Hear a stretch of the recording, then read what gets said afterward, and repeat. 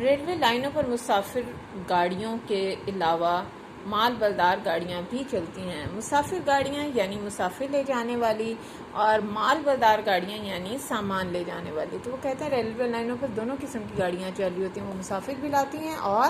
سامان بھی لاتی ہیں۔ یہ گاڑیاں بھاری اور نازک سامان کو دور دراز مقامات تک حفاظت کے ساتھ پہنچانے کا بہترین ذریعہ ہیں۔ دور دراز یعنی ایسے مقامات جو کافی فاصلے پر موجود ہوتے ہیں۔ حفاظت سے پہنچانے کا بہترین یعنی عمدہ ذریعہ ہیں یعنی وسیلہ ہیں۔ تو یہ گاڑیاں باحفاظت سامان کو ایک جگہ سے دوسری جگہ پہنچا سکتی ہیں۔ مال گاڑیوں کے ڈبے اتنے بڑے، کھلے اور مضبوط ہوتے ہیں کہ ہر قسم کا سامان ان میں محفوظ رہتا ہے اور انہیں دور دراز کے مقامات تک آسانی سے پہنچایا جا سکتا ہے۔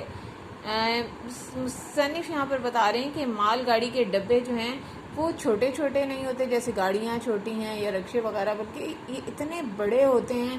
کہ اس میں ایک ڈبے میں 100 سے زیادہ لوگ بیٹھ سکتے ہیں۔ اتنی سیٹس وہاں پر ہوتی ہیں، اس کے ساتھ برتھ ہوتے ہیں، اور اس کے ساتھ ساتھ یہ بڑے کھلے ہوتے ہیں، مضبوط ہوتے ہیں، یعنی انہیں آسانی سے نقصان نہیں پہنچایا جا سکتا، اور اس میں ہر قسم کا سامان جو ہے وہ بھی محفوظ رہتا ہے۔ انہیں دور دراز کے مقامات تک یعنی دور دراز کی جگہوں تک بھی بآسانی پہنچایا جا سکتا ہے۔ پاکستان میں ریلوے کا نظام بتدریج یعنی آہستہ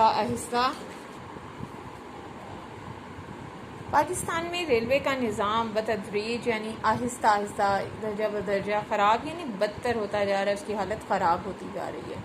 جس کی وجہ سے بطور ذریعہ نقل و حمل پر سے لوگوں کا اعتماد اٹھتا جا رہا ہے۔ بطور ذریعہ یعنی ذریعے کے طور پر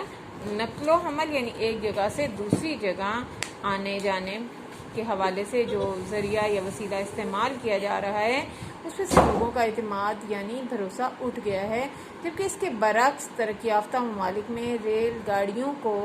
مسافر اپنے سفر کے لیے سب سے زیادہ آرام دہ اور محفوظ سمجھتے ہیں۔ وہ کہتے ہیں کہ پاکستان میں لوگوں کا بھروسہ، اعتماد اس پر سے اٹھتا جا رہا ہے کیونکہ ریلوے کا نظام خراب ہوتا چلا جا رہا ہے، ریلوے کے ڈبوں کی حالت خراب ہوتی جا رہی ہے، اسی طرح ان کے ٹائم وغیرہ دیکھ لیں کہ ٹرینز اکثر لیٹ ہو جاتی ہیں، ملتی نہیں ہیں، سیٹس نہیں ملتی، کوئی نہ کوئی سلسلہ ایسا ہے جس کی وجہ سے مسافر پریشان ہو جاتے ہیں، اور آہستہ آہستہ لوگوں نے اس پر سفر کرنا چھوڑ دیا ہے، کیونکہ اکثر ایسا ہوتا ہے راستے میں ہی انجن خراب ہو جاتے ہیں، اور جب انجن خراب ہوتا ہے تو پھر انتظار کرنا پڑتا ہے کافی دیر تک کہ دوبارہ انجن آئے گا، لگے گا، اور پھر مسافر سفر کریں گے۔ لیکن باہر کے ممالک میں سب سے زیادہ